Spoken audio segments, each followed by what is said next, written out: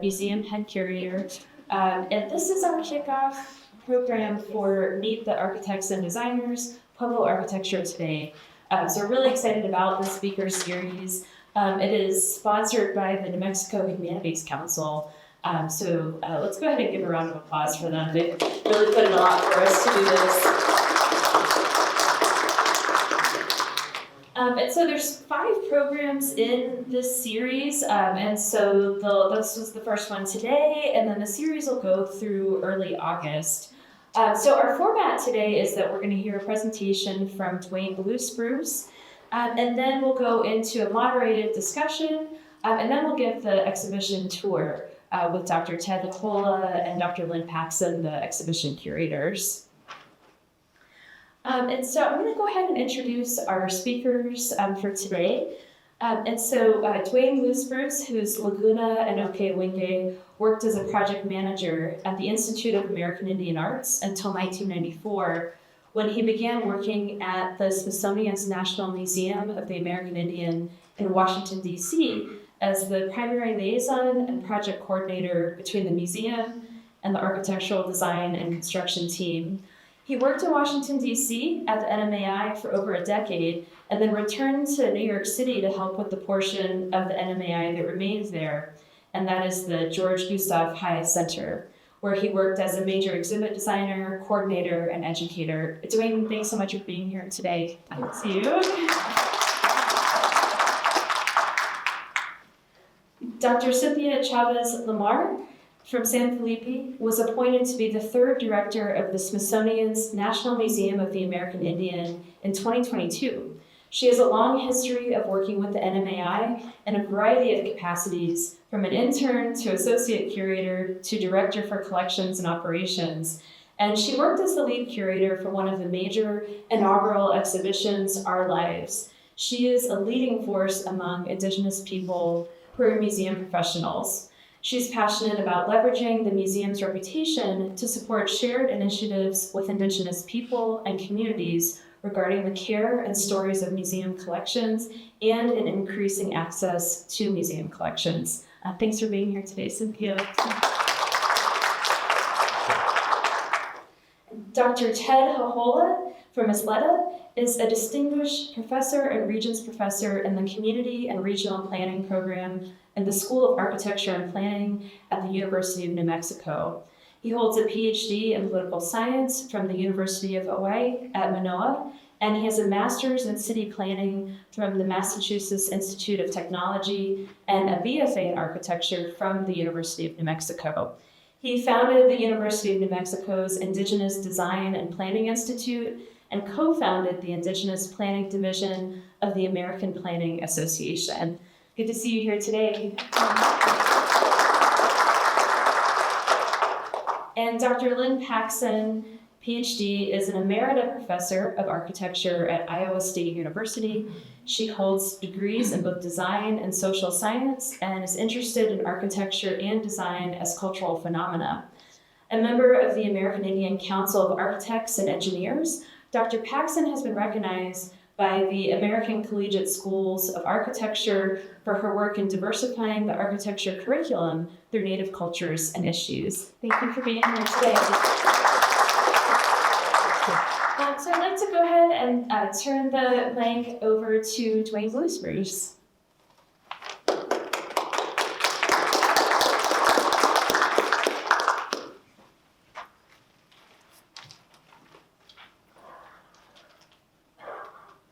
This always helps to start with water. Well, good morning, everybody, and thank you for your interest in Pueblo architecture on a Sunday morning. It's good to see all of you, and it's especially nice to be sharing the stage with my former colleague and former boss, Cynthia Chavez Lamar. We've got a stacked panel for you today, 3 doctors and a Smithsonian retiree. So here we are. Thank you to Ted, Lynn, and Michelle for inviting me here today, and thank you to the IPCC for hosting this fantastic exhibition.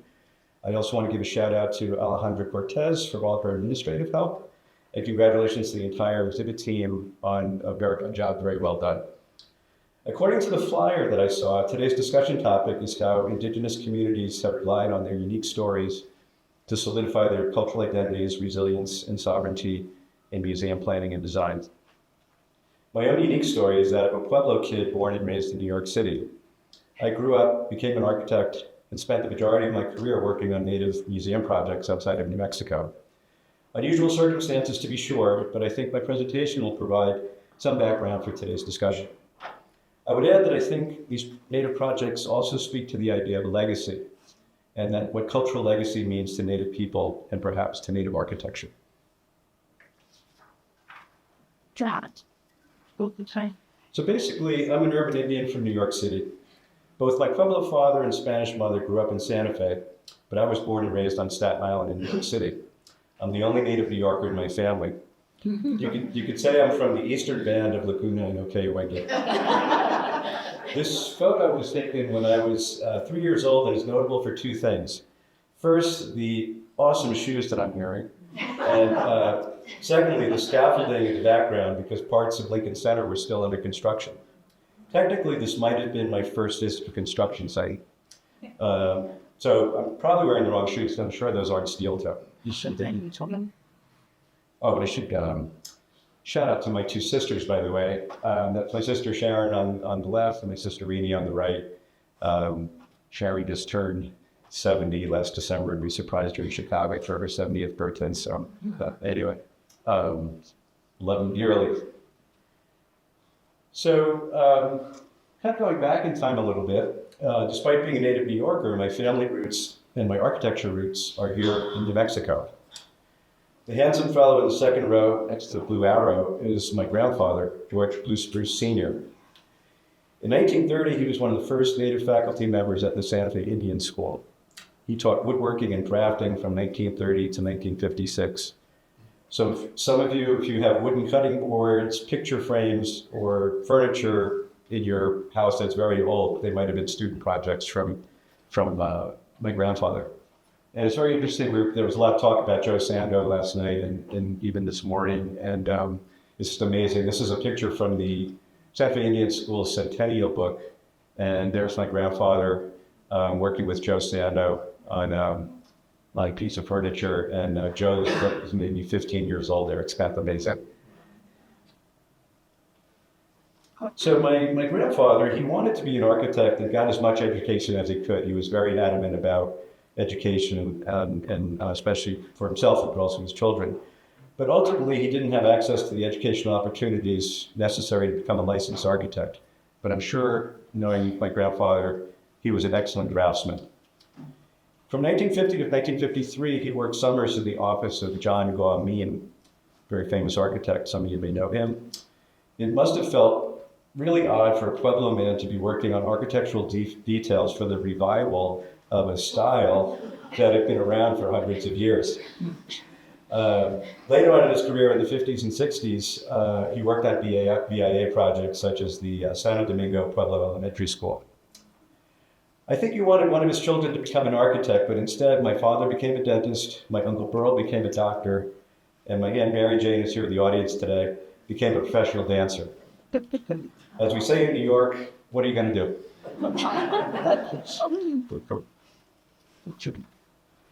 So this is a picture from Albuquerque Airport, and yeah, I think back in those days you actually flew the plane yourself. But here I am with my two sisters again, and there's my grandfather and my grandmother, and this might have been perhaps one of the two times that I met my grandfather.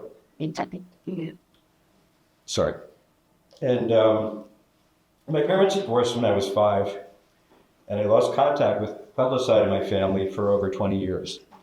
So this is a very moving picture for me. So fast forward a good 37 years and to 1991. And in 1991, I was lucky enough to reconnect with my culture through architecture. I accepted a job as assistant project manager at the Institute of American Indian Arts under Edmund Gonzalez, who was a civil engineer from San Ildefonso. I worked on both the IAI Museum and the campus master plan. And these are some slides. Obviously, you know the museum well, but these were, this is a model of the original master plan for the future campus. Obviously, it didn't get built this way, but We could dream back then. So this was a time of personal and professional transition for me.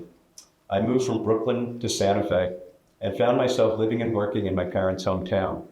I mean, this museum is directly across the street from the cathedral, which is where my parents got married. I reconnected with numerous Pueblo and Spanish relatives who all wondered why I talked like Robert De Niro. On the professional side, I was working on native projects for the first time in my career. For the first time, I was on the client side of projects and got to work directly with such great architects as Antoine Predock, Lou Weller, Douglas Cardinal, and John Paul Jones. For the first time, I was a representative and advocate for a native client and realized the importance and influence a client can have on the design and outcome of a project. I realized that I was pretty good at this role and that I may have found my calling. I quickly had to deal with the harsh reality that Santa Fe didn't have a subway. I learned how to drive. I had to learn how to drive a car and got my driver's license the day before my 30th birthday.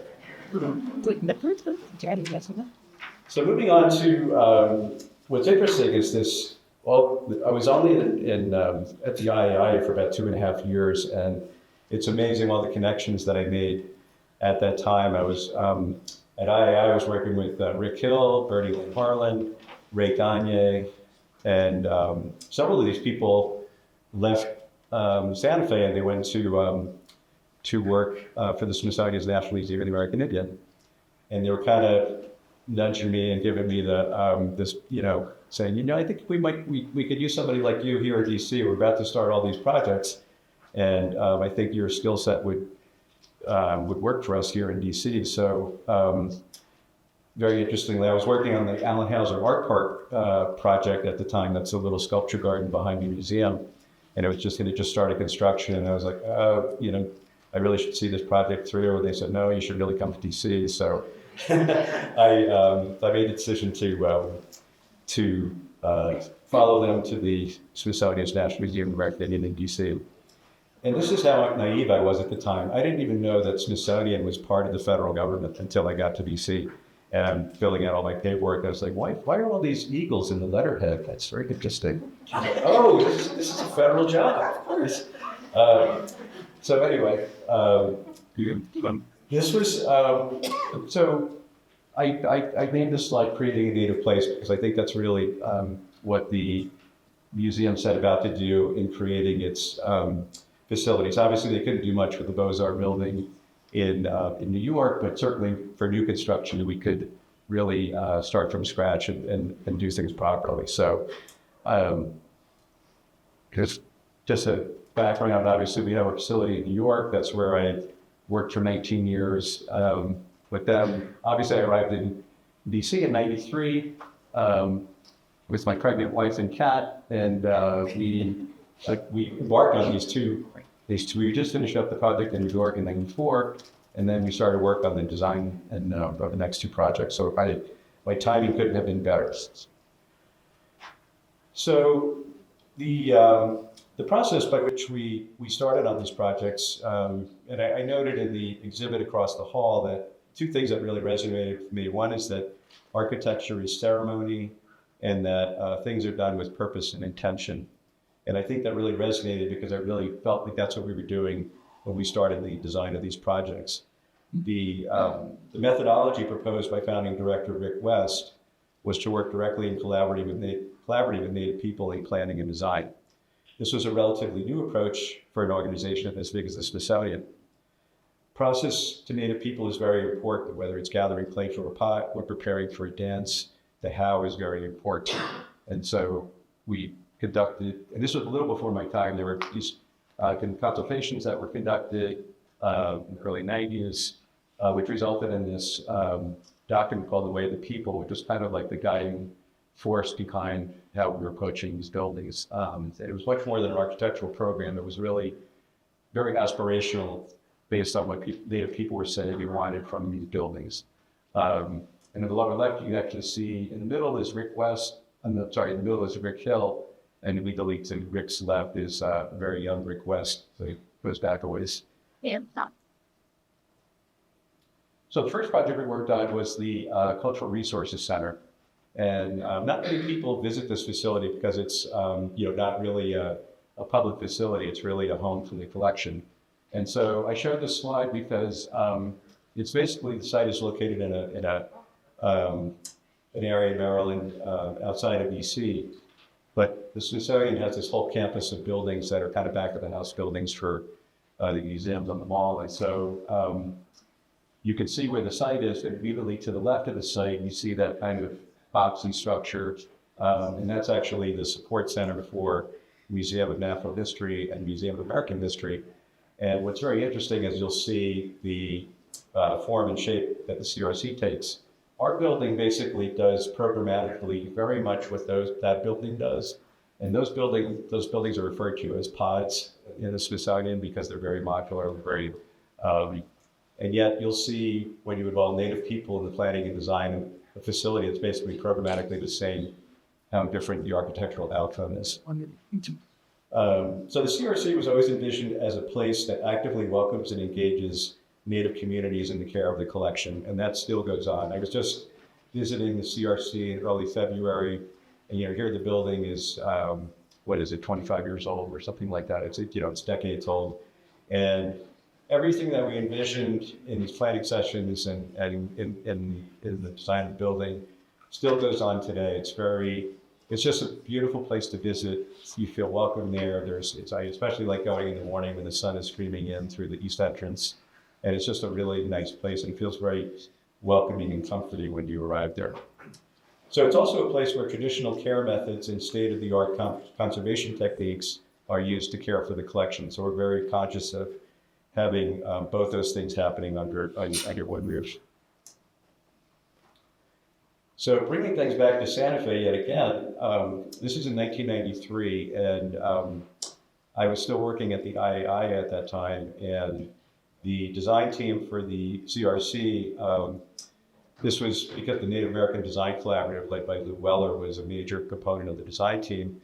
They felt that it was important to sort of go back to the Native community and just kind of, this was somewhere between like concept design and schematic design. They said, let's kind of just check to see if we're on the right track. And they didn't give us too much information. This was like a roof. This was basically in the Santa Fe Indian School Gymnasium. There were multiple tables with like 10 people at a table. It was a mix of architects, engineers, cultural historians, just all these people gathered around to do like a workshop on this design. And it's very interesting because you think about my own family history, and here we are having this design workshop in the same space that my parents had their wedding reception in. It's just like blows the mind. And you can see some of the people here. John Paul Jones is there. I see Jim Polshek, who was also on the design team in some of these photos. But it was, again, bringing this was 2 days, very good workshop, got some really good ideas, and we sent the architecture team on their way. And then shortly after this, I found myself working in DC on this project. Mm-hmm. So this is some really party sketches of the design, and some of the things just to point out is it was envisioned as a building with a defined center, an east entrance, acknowledging cardinal directions. There was the idea of very clearly articulating program elements, both in plan and in materials. And so you just got to get a sense of this building sort of taking shape.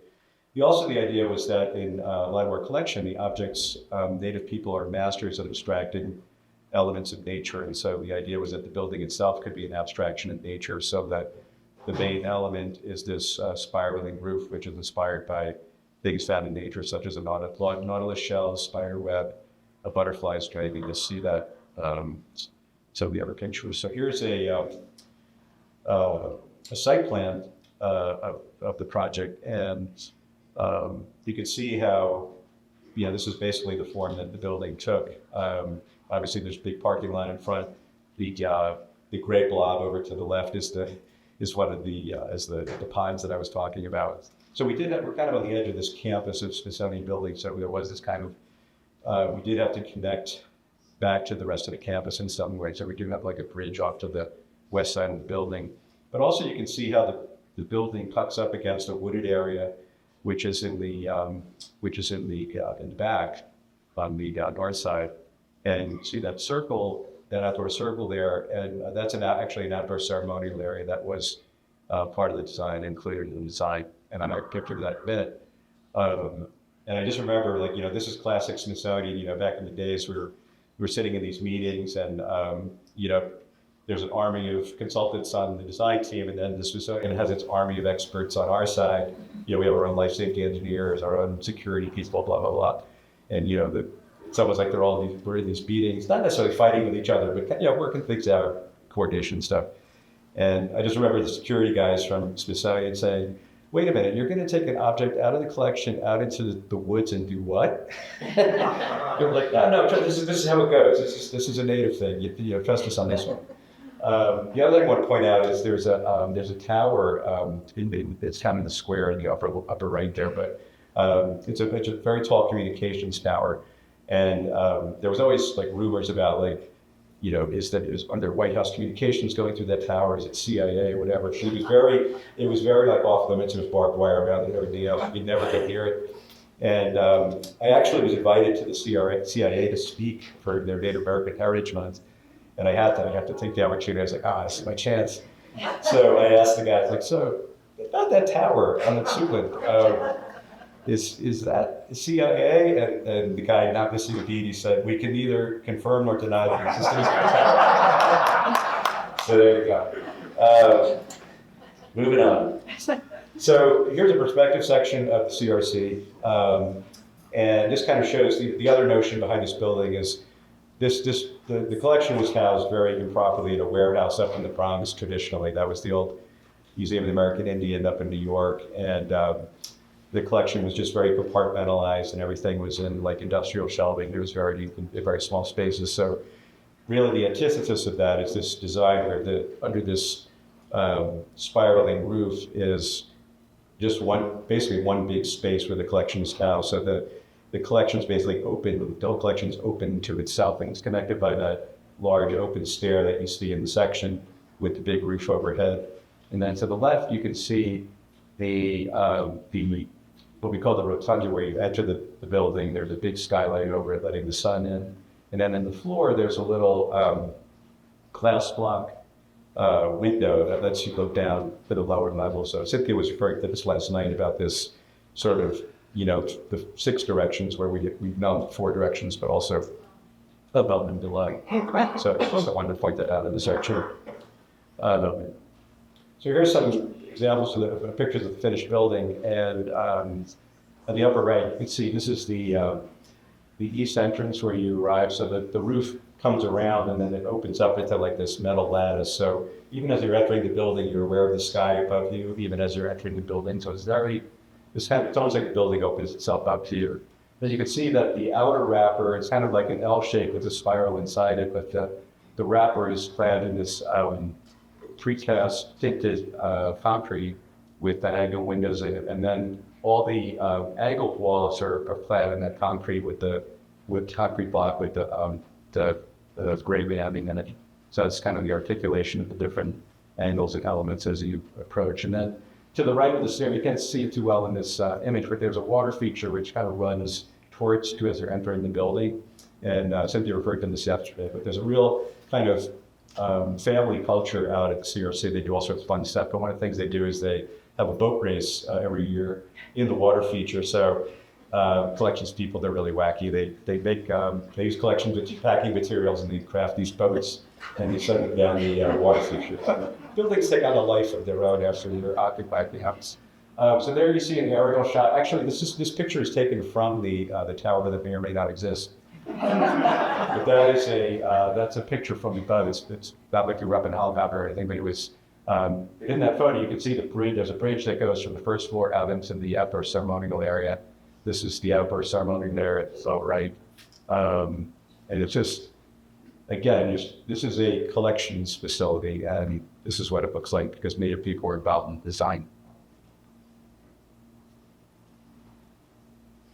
And this is some interior photos. So to the far left, I'm showing the better photo, but you can see that's the rotunda space. It's got a nice wooden lattice kind of filtering the light from the skylight above. You can see the little glass block in the floor. In the center, there's another skylight in the middle there, which is where the main north and that's our 2 main corridors come together. There's a skylight above that, marking that still knuckle point. You can see that's the open space that the collection is in. It's obviously in compactor shelving, but that's kind of what that space looks like inside. And then to the far right, there was also a request from the contemplations that there should be indoor ceremonial space as well. And so that is programmed directly into the building, and they wanted it to have outside exposures. Actually, you can see the windows are open right out to the rear area, to the bridge out to the outdoor ceremonial area there. And there's a little bluestone place for, burning sage. So you can have some things. And this space, since we can, this gets used all the time. People so appreciate that we went through the effort of, when you come here, you can actually perform ceremonies with objects, and there's, dressing rooms right next to this, so people need to change it daily or whatever. And people have also brought us things that will help with, other ceremonies that need to happen in that space. And it's really kind of taken on a lot of waste out over time, which is just fantastic, and it gets used all the time. So now moving on to the museum on the National Mall. And this was basically 12 years of my life, or now more than that. Yeah, it was like 12 years of my life right there. So in 1995, we started this design. And I say that it's more than a building because you don't get a chance at sites like this very often in your lifetime. And this is, at the time, was considered the last available spot on the National Mall. See how it's immediately adjacent to the Air and Space Museum, directly across from IMP's East Wing of the National Gallery. And it's the closest building. It's on the east end of the mall, so it's basically facing the Capitol. So this was not just a building, but it was essentially like an iconic thing, sort of like almost like putting our flag in the national, taking our rightful place among these other buildings on the National Mall. So it was a lot of pressure on getting this design right. And so obviously, in addition to the consultations we involved the people right in the design team. So we had Douglas Cardinal, Donna House, John Paul Jones, Ramon Santiestra, who's still a good friend of mine. Matter of fact, I was just in Santa Fe the last couple of days, and I stayed at Ramona's house. Lou Weller was on the project team, and all these people were really crucial to this design turning out the way it did. We also had a vision session and design workshop to kick off the design in 1995. We had 4 native advisors who saw the project through the conceptual design phase: Lloyd New, Susie Bevins, Arthur Aidnat, and Alice Young.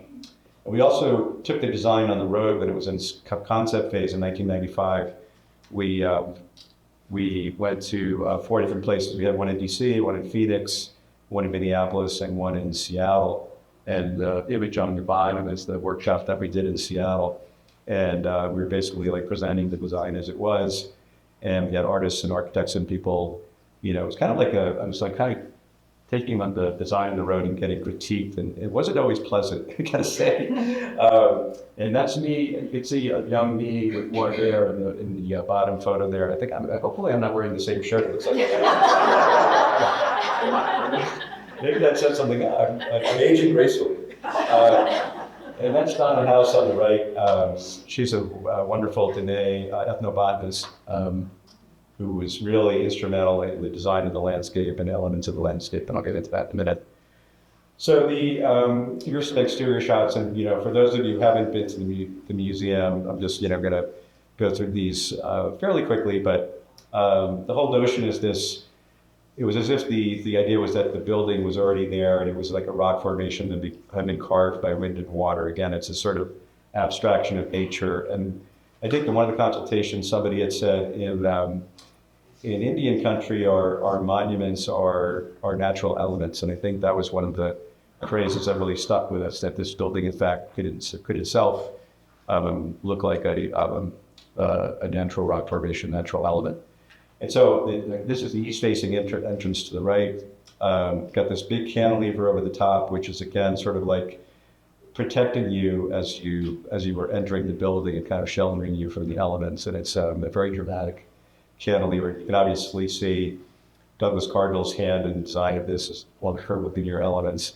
And this building, I was telling Cynthia this last summer when I was down there, just I made a specific point to go to the building early one morning and just kind of walk around and nobody's there.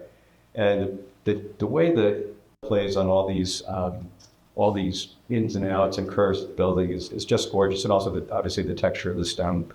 So the stone is a soda stone from Mankato, Minnesota, and it's got this yellowish tint. This is the same stone that's actually used at the Philadelphia Museum of Art. So if anybody has seen the Rocky movie, this is the same stone that's on the Philadelphia Museum of Art. In the foreground, you can see these large boulders, and those are called grandfather rocks, so I'll talk about those in a minute.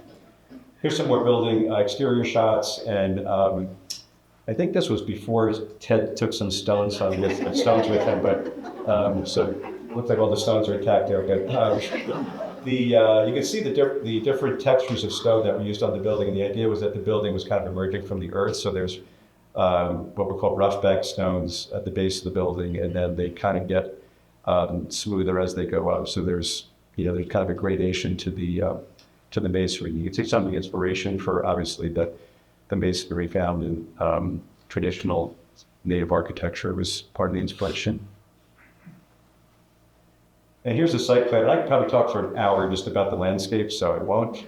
But I will just point out some things. So the main driver behind the design of the landscape was very clear in hearing from the Native people on the design team that we really should be honoring the tribes from the DC area. And one of the best ways we can do that is to basically attempt to return the landscape to the landscape that existed there prior to European contact, or the landscape that the Native people from this area were familiar with. And so it's a very natural looking landscape. To the north, we have kind of these little micro environments, and there's an eastern woodland to the top, there's a wetland to the east, to the south there's a crop area, and then there's sort of a meadow area kind of in the southwest corner. We have a water feature. At one point in time, Tyra Creek actually used to run historically through this site, and now it's been covered over in a tunnel, and it's still there, but it's in a tunnel underground. So we wanted to bring back that notion of Tyra Creek that used to run through the site, and so there's this kind of we wanted to prepare you for your entrance into the building, so you're entering from the northwest corner on the upper left, walking along this water feature, and just kind of preparing yourself before you go into the museum. So it's kind of this entrance sequence, and also a recalling of Tiber Creek. You can also see how the pavers are kind of this braided pattern, and they braid right out to the curb. So the sense of the building, the site reaches all the way out to the street. And also it flows directly into the building. So this idea of transparency from outside to inside is also part of this. And probably forgetting shifty things. Oh, the other thing I want to mention is the grandfather rocks. So the grandfather rocks were these large boulders that were placed around the site, and it's very interesting how things develop over time. But this notion of grandfather rocks and the land having memory, and so the grandfather rocks are kind of these elders who are the elders of the landscape, watching over the landscape. And so as we were placing these boulders around the perimeter, just during kind of near the end of design, about going into construction, 9/11 happened, and there was an increased desire or requirements to have perimeter security around buildings. And we were like, oh, well, I guess we're just going to have to get more grandfather rocks to put around the perimeter. It's just like, what a beautiful synergy, right? A native idea, this idea of protection and elders protecting the site, and they're actually doing just that. It's quite beautiful. So here's just some pictures of the water feature. This is the one on the upper left is from opening day. A delegation walking along the north side of the building. It looks great both in summer and winter. Here's some other photos of landscape. You can see the wetland on the upper left, the crop area on the upper right. We do get families of ducks in the wetland every now and then, and even when the wetland freezes over, it really is quite beautiful. And we also grow tobacco in the crop area, so that often gets used by the museum as well. And as part of the ritual or the things, doing things the right way and protocols, all the plants that were used in the landscape, they all came from different nurseries around the country. And I remember I went on some of these blessings that we did. We went to the nurseries and blessed the plants before they were brought to the site. There's a young man on the left in the red shirt on our left. So I referenced the grandfather rocks earlier. We actually, this was a tough one to source. We were trying to figure out where are we going to, get large boulders as large as the ones we want to use on the project. And, we had people saying like, well, I kind of have this big rock in my backyard I want to get rid of. It's like, no, that's not going to do it. And we said, but the contractor had a source for stone because they were working obviously with a masonry contractor, and he said, you know what, I have a source up in Canada that might work. I'd have to have a lot of boulders in their quarry. So this is actually all in Quebec. The company's name is Granifor, and sure enough, they had lots of boulders on their property. And we worked with the local native group called the Montagnais in blessing these boulders. You can see that's the ceremony in the upper right, and on the upper left there is down my house and our landscape architect Margie Edon, and there's me working important, standing on the boulder with a clipboard. I don't know what I was doing, but anyway, but this was all part of sourcing this material for these grandfather rocks. So you can see, measuring them and getting them to the site, and then we also we bless the rocks when they arrive at the site. Also in the landscape are cardinal direction markers, so we kind of extended the building beyond the confines of the building. So the idea was to have these special rocks at cardinal points in the landscape, sort of to represent the fact that there's native people in all four directions and kind of that the building's kind of reaching out in all those directions. And so there were 4 different communities that we worked with to get these boulders. And you can see the photo on the bottom is particularly poignant. I'm trying to remember the name of the community here, but this was a boulder that was very important to them. They remember climbing on it as kids, and on and on and on. And so they posed with the stone on the flatbed here before it went on its merry way to New York. I mean to DC, but and also the Hawaiian stone. We could talk about that later, but I just wanted to mention that too because that was very important stone as well.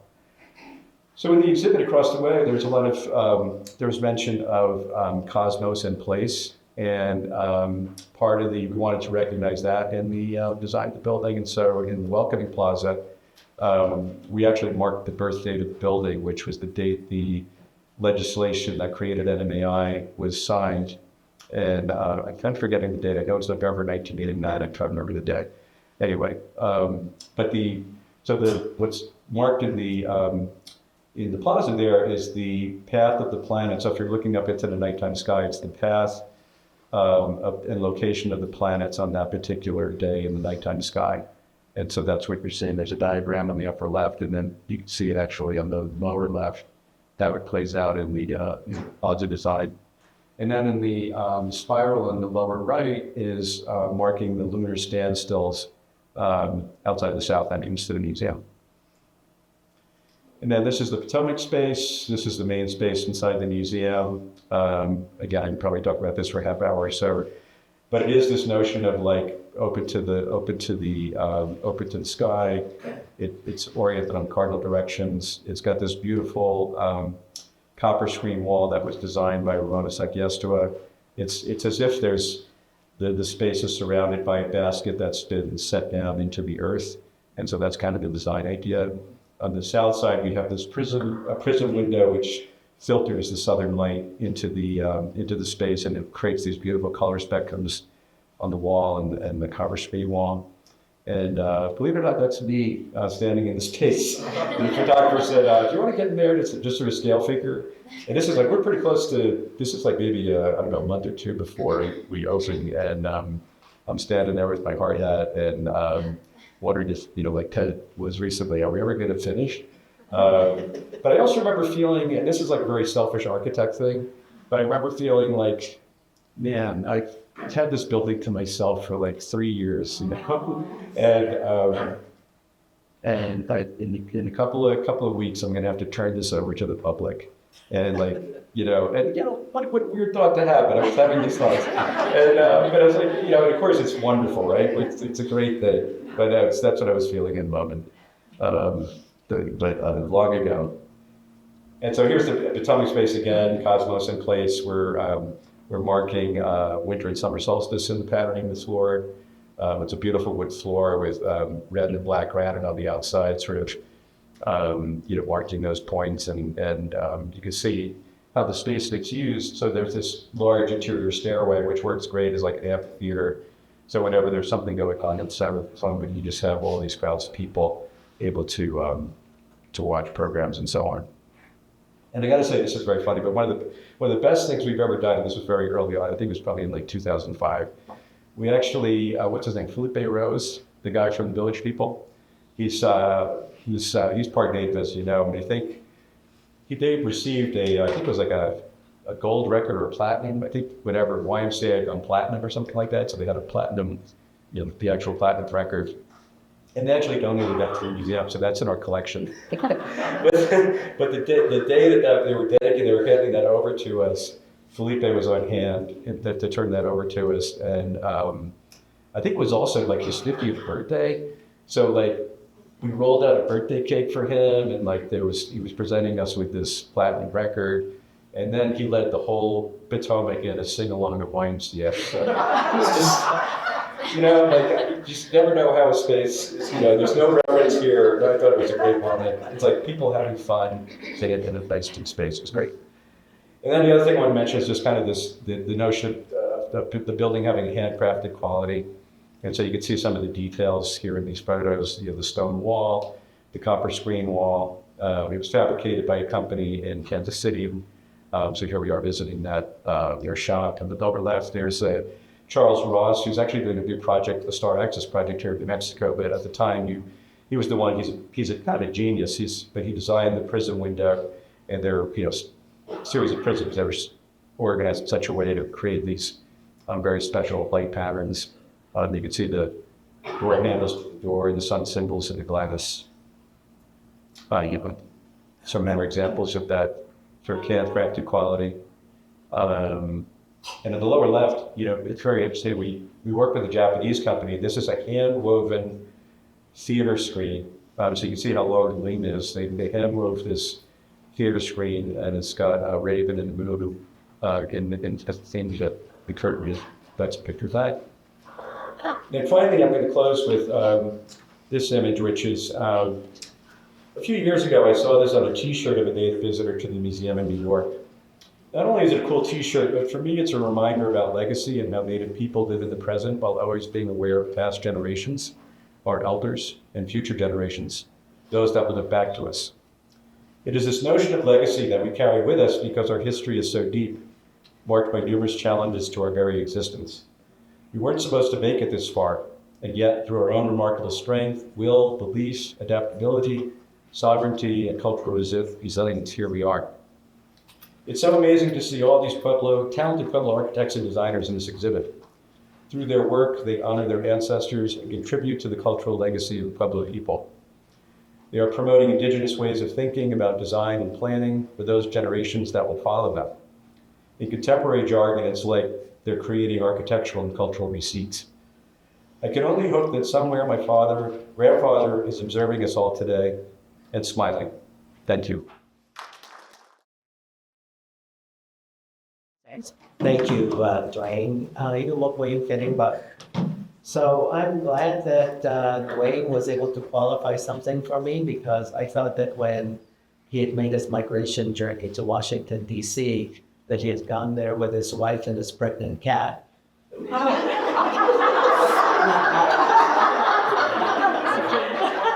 Gotcha.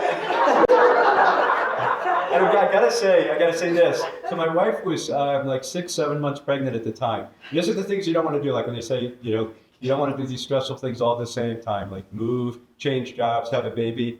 We did all those three things at the same time. And I gotta say, cross-country driving from New Mexico to DC, by far the biggest pain in the neck was the cat. My wife was way easier, the cat was painful. It's pretty. So we have a chance in order to hear some comments from the panel, and of course, I'm going to help lead you through just a little bit of overview with regards to the kind of conceptual framework behind the exhibit itself. So I'm not going to dwell on that until we get in there. Except to say that in my defense, the 4 rocks from the building actually came from Ghana House, who was the landscape architect there. So Cynthia was like worried that there were 4 pieces missing in the building that she didn't know about, and she was ready to get the curator squad after me. So I was But with that said, there are some things that I think are really important and mindful with regards to how we framed the conceptual evolution of the project itself or the exhibit itself. And I want to sort of attend to those with regards to asking our panelists to sort of ruminate a little bit with regards to what this means to them. And some of those are keywords that are embedded within the kind of discussion and narrative that's there. One of them is place knowing, and this really came from conversations that we had with communities all over the country, and especially among elders in some of the projects that my institute conducted on the ground with the communities. And at that time, a lot of it was really intended to sort of build an understanding of what was the current conversation and the narrative at that time, which was around placemaking. And some of you may have been involved in that particular kind of discussion, but it was really a national movement in order to sort of build a sense of equalizing a kind of economic balance between urban and rural communities, and rural communities, of course, getting the short end of it, and then seeing how it is that productive ways of building economies within rural areas through placemaking could become a national imperative. And what was important in terms of that conceptual framework was that it really attended to the artists and the creative people within the community who would be the mainstay of that. So when we basically had the conversation around that with Indigenous groups, we asked them, do you understand placemaking? And they basically said no, because our places are already made. But what is so important, and this was really what the elders were speaking to, is that unless we walk the land with our children and get them to know our places, the meanings, the stories, the language, the things that grow, all these elements which are integral to our cultural identity, then we have failed. So that's why we adopted this notion of place knowing as opposed to place making, and that kind of idea of why it is that it's so important to know these things in terms of what we carried forth within our generation. The other thing that's really also key to understanding how we're framing this is the notion of repatriation. And we've heard repatriation over and over and over again, and that's kind of been the mainstay of even NECRA and some of these other kinds of major policies of repatriating things back into our land. But that's, again, not the kind of way that we see that relationship, because that repatriation seems like it's really forwarded from the standpoint of patriation, which is sort of a male thing, when in fact, what we're really actually conducting is rematriated. We're just bringing the mother back to the earth. So that kind of concept, which has really also gained agency within the last few years about trying to think about how important that is, and in particular then how it is to go back to the foundational notion of how we deal with the notion of a heart place and why we restory our efforts in order to be able to tell things in our narrative, then that becomes, again, key to how it is that we're changing that narrative, that dialogue, in a way then that begins to change that notion and build from the notion of our own voices and how it is that we have conceptualized and looked at from the past, how it makes its meaning in the present and how it projects into the future.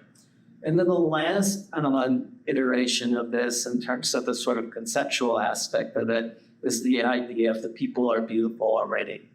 And that, by and large, I think changes the whole relationship of how it is that we even build conversation within our own communities. Because too often what we find is people come to our communities and tell us first and foremost what's all screwed up with our communities. And yes, we have to acknowledge that because we've had to endure this legacy over generations of people trying to change us into what we call the other. But on the other hand, when we go into conversation, that conversation begins with what is it that you value and what is it that you love about your community? And how do you use that as a source of strength in order to meet those challenges as you go forward, instead of building it from the standpoint of why are you so messed up and what are you going to do about it, right? So it's within that kind of context then that the spirit has really been manifested in the way that this whole concept of this exhibit began to kind of evolve and develop. So with that, what I'd like to do is just have a few comments by the panelists about how it is that they see their own sort of journey from the standpoint of looking at these concepts of repatriation and place knowing that the people are beautiful already, as a way to sort of think about their own work and their own journey and what it is that they've seen from the viewpoint of what they advocate for, what they've been really involved in. So I'd like to start with Cynthia. Can you say a little bit about that from your perspective? Good morning, everyone. Is it still morning? It's what Well, and one of the two things that struck me in the exhibition in terms of terminology was restoring was one for sure. I felt like I actually wrote that down in terms of what the and how you were looking at it. Restoring is the process of revisiting, reinterpreting past experiences or narratives to construct new, more compelling stories. And when I read that, it made me think about as I'm a museum professional, not an architect, just thinking about how we endeavor to bring Native perspectives, Native knowledge into, any exhibitions that are Native content, right? Because historically, we were always talked about or written about from perspectives that were not ours. And, in the museum field, they've endeavored over, I would say probably since even pre-NAGPRA, to begin to shift that, right? So that there's more, that museum content is now more inclusive of Native perspectives. And that's to me, that's restoring, right? Changing the narratives about Native people so that we are telling the story from Native perspectives. And when I say Native perspective, I'm also saying that there's not just one Native perspective, right? There's not just one Hopi perspective. There's multiple. We were all human beings. We all have, different perspectives. Same thing goes for the people.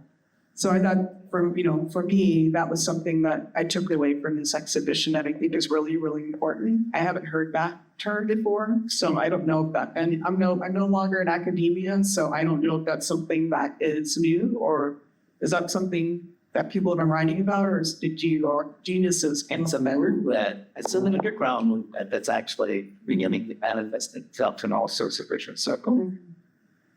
Well, I'll stop there. That'd be something. Right. Lynn, would you like to say goodbye?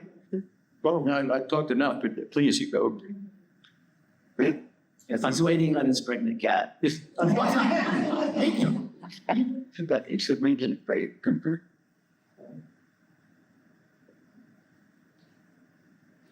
It's also not only like who tells the stories, but our tips are not usually about the story.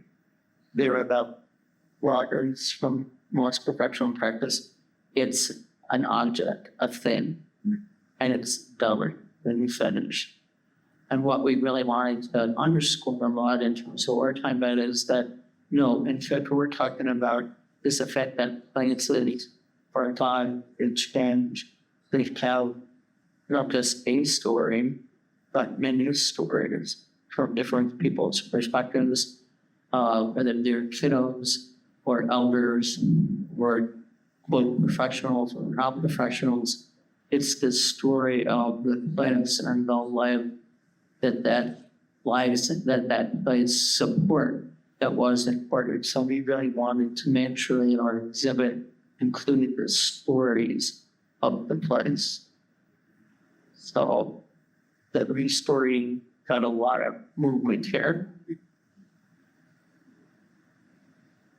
Wayne? Pretty sexy. Pretty short. And I just like to add that the other thing I appreciated about the exhibition was that that acknowledgement or that recognition of our ancestral places, our ancestral architecture, our even existing architecture in our current pueblos. That is valid. That is that's architectural practice, even though maybe it doesn't conform to Western standards, it's still legitimate, still valuable. And there was also another quote in the exhibition from one of the I guess the students, and that was Brandon Adriano Ortiz Contra. And I really appreciated this quote too, because I really think it brought forward that idea that, Pueblo people have had, Chaco Canyons, just an example, or, the ingenuity and the expertise of our ancestors in creating structures that were hard places. So this quote is, I believe people don't get enough credit for the places they created prior to the establishment of formal architecture, licensing boards, and universal building codes. Like all beings, we know how to create spaces to keep us safe and to hold us like a simple cut. It's really nice quote.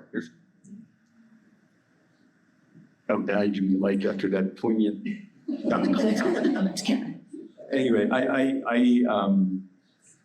I find that these principles are timeless, and so that's why they're so easy to apply to architecture today. Architecture that we were science all based on these very, very old beliefs and principles, and so there's a reason they endured because they work and they are very strong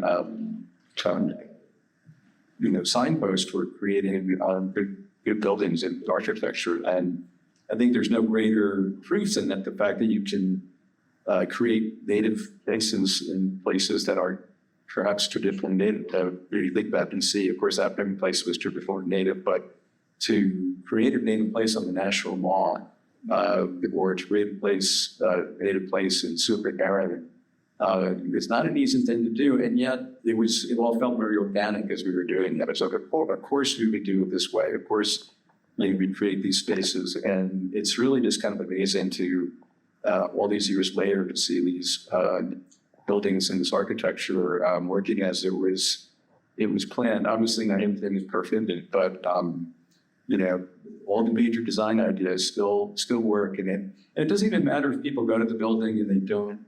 They're never going to get the detailed presentation that I gave you today about every single thing and why the design decision was made. But you just walk into these buildings and you just they feel right to you. They feel,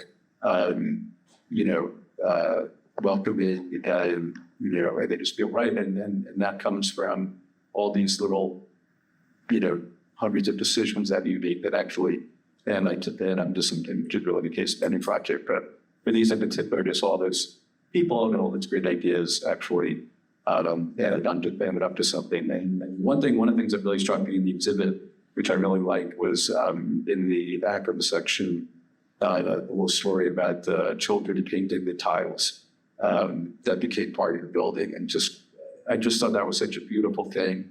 Those kids can, they're 50, 60 years old, and they can say, that's my tile.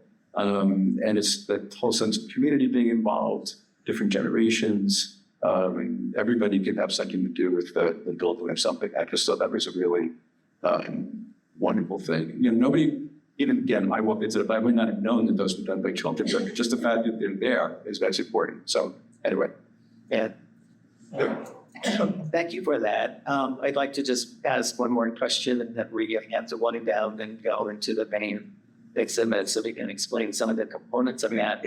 But one of the other things that was really an important aspect of the development of this exhibit was to build that sort of timeline and that framework for how do we talk about contemporary Pueblo architecture. And in this particular case, that milestone marker was the Indian Self-Determination Act, which was passed in 1975, but in no other than Richard Nixon and signed by Gerald Ford.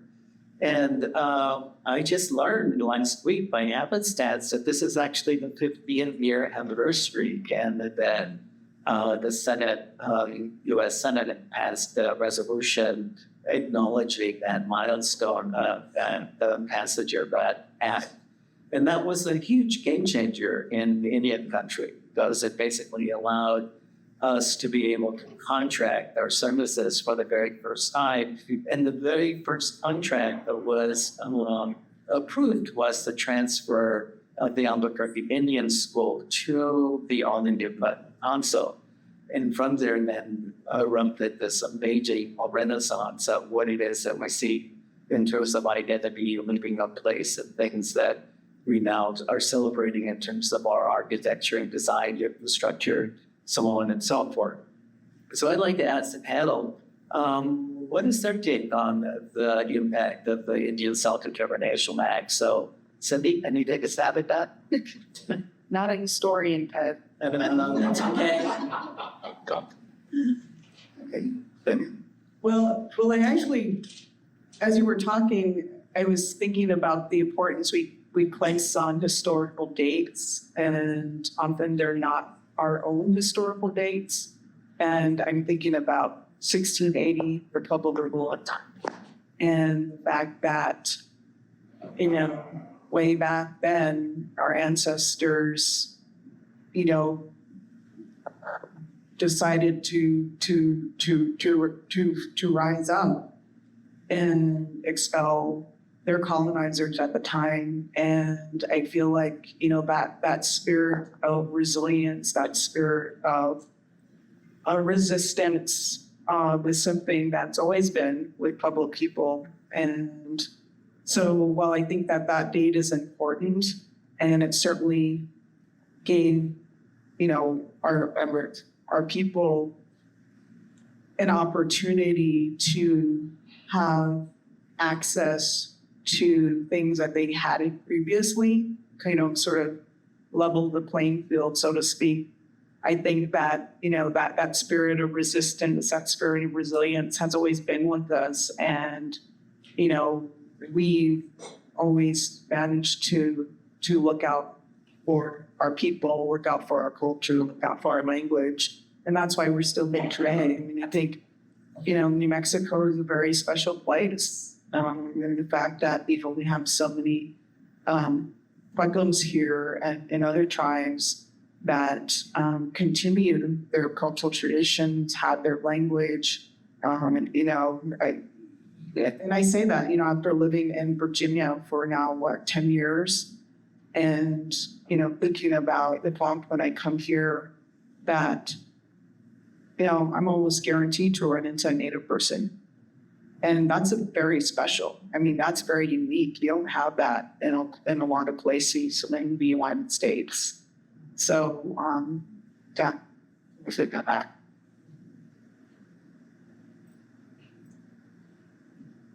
I guess I can just say, you know, I was talking with my grandfather earlier, and did you think about 1975 and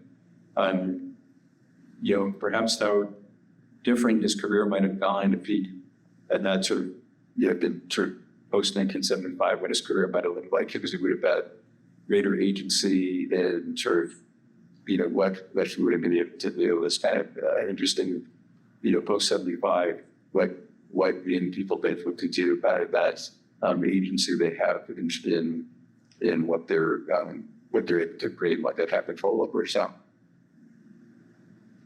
Lynn. Okay. So, I know this was short and brief, but I think our foundation of everything that we're essentially overwhelmed by at this point was just framed so eloquently by Doreen's presentation of the evolution of this national showcase. And I think that, certainly the things that have become so amazing with regards to how it is that we've begun to restore the places, talking even about the notion of hard place that will now become hard places. So Lynn, did you have something that you wanted to add on? You were to ask first impressions from the audience. Well, we're kind of running over a little bit of time, but maybe you can have one or two questions. Sure. So I'm Walter, Cynthia's husband. Feel very fortunate to get to identify myself as but one of the things that's not a question, but well, number one, thank you, Graham, for the exhibition. It breathes a lot of thought. Part of that thought comes from God. I want to thank Duane. I've been thinking about 6 years ago. I got talked to Anne Colin Chusin. You know Ohkay Lamar. I said, that's my great grandmother. We collected collected a cradle board from her in 1909. And my grandmother was born in 1906. So it was a cradle board that my great grandmother made that carried my then, and it's in Seahawks. So,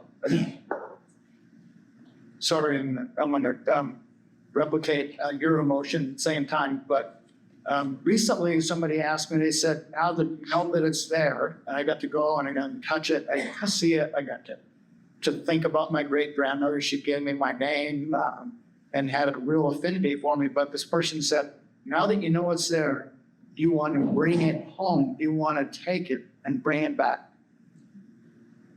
And I thought about it and I said, it is home. And the fact that you and others that created that place and that space that gives home to the belongings of tribes and people all across the Western Hemisphere. And it's important.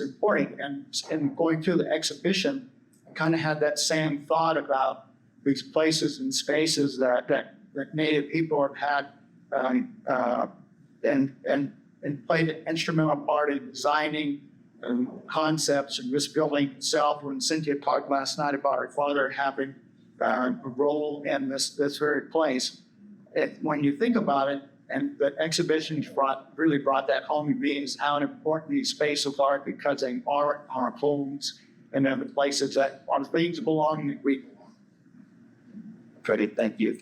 Okay, one more question, Julie. Good. Jump over the wire.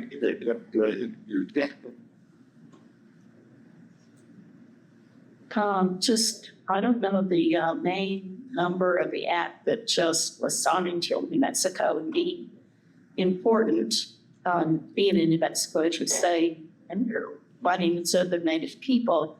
I believe the legislature and the governor just signed an act that has turned over education to the Native people, taking it away from the BIA in here in New Mexico. And it just seems to me that centering your sense of place, really what y'all could do to help with that growth of education amongst the Native peoples would be wonderful. I think it's, there was the 1975 Act, but now here in New Mexico being a special place, I think that that's a great opportunity, and I hope this panel gets involved with that. Or that's good. So that was a comment, not a question. So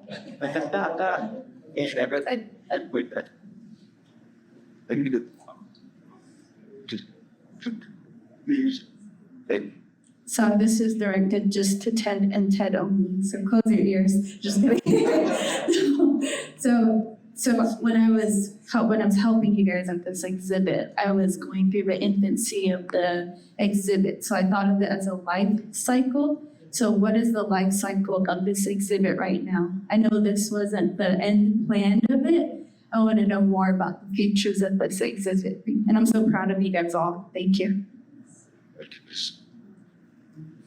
Oh boy, so Kayla was hired as one of our program specialists way back when. And she is now at Diné College in Saley in Arizona. And this just is kind of like, I think, the evolution of what it is that has transpired over this project. And some of you that heard some of the opening remarks last night, I indicated that the genesis of this really was with the dedication of the School of Architecture way back in 2004. And as we believe, as in David Pequot, the notion of cycle time and seeing how it is that things evolve and fully forth and bring fruition to other places.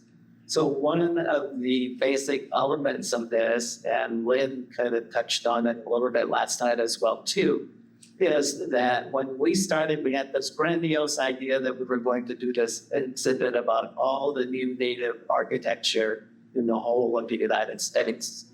So we sat down and then we basically said, whoa, how are we going to be able to do that? What do we even know about that? And then we said, well, maybe we need to scale it down. I don't want to say tone down, but scale it down. And then we said, well, if we can't do those according to the United States, how about if we do it by region? So we started pondering that, and that became overwhelming. And then we said, well, how about if we do it by state? And then that became a huge issue as well, too. And then finally, we said, oh, maybe by tribal region. That became a huge thing as well, too. And then finally, we boiled it down to, well, what is it that's context? And that's how we came to Pueblo. So the idea of this is to inspire others in order to be able to tell their stories from their own tribal perspectives. And in my mind, Kayla, the lowest hanging fruit is Navajo. And that all people should tell their story in contemporary architecture. And then from there, you can go to the Hokas, and then there you can go to other tribes that were able to articulate this, because this is such a vibrant and such an amazing kind of thing. And everything, as Cynthia pointed out, every tribe has its own story, its own narrative to be out there and to be shared. And I think that, this can become the impetus for the National Museum to build a special selection and section or a way to bring those stories in about built environment, about built design, about place, about park place. So I'm making that to choose for the possibility of being able to continue this as a more kind of legacy. So thank you very much for that, Dale, and welcome back. Girls on the waters. So thank you very much. Okay, with that, I'd like to take you as a herd of pregnant cats if you want to come to the space.